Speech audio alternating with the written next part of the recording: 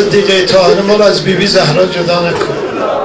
از لاله زار تویی آتش زبان میزد،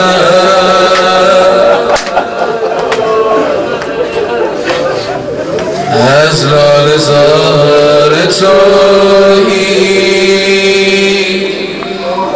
آتش زبان میزد، میسوخت گلستان و بلبل ترانه میزد، از لاله زار تویی آتش زبانه میزد، میسوخت گلستان بلبل ترانه میزد، در گلشن ولایت یک ناشکفته گل بود، در گلشن ولایت یک ناشکفته گل بود، گر می‌گذاشت گلچین آن گل جوانه میزد، آن گل جوانه میزد، من ایستاده بودم، من ایستاده بودم، دیدم که مادرم،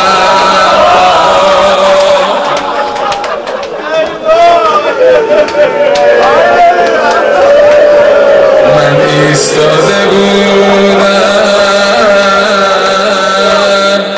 دیدم که مادرم قاتل گهی به کوچه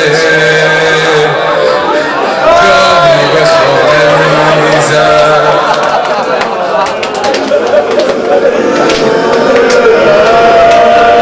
من ایستاده بودم، دیدم که مادرم قاتل گهی به کوچه گاهی به خانه میزد، گردیده بود قنفذ، گردیده بود قنفذ، همدست با مغیره، او با غلاف شمشیر،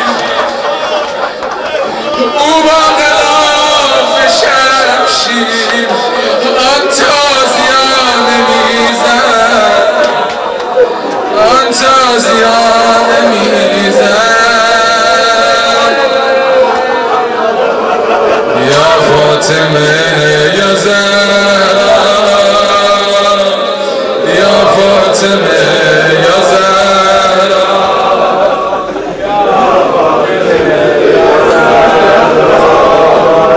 یا فاطمه یا زهرا، یا فاطمه یا زهرا، یا فاطمه یا زهرا، یا فاطمه یا زهرا،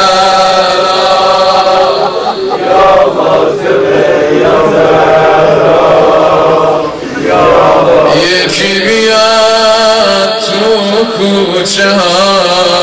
به مادرم کمک کنه،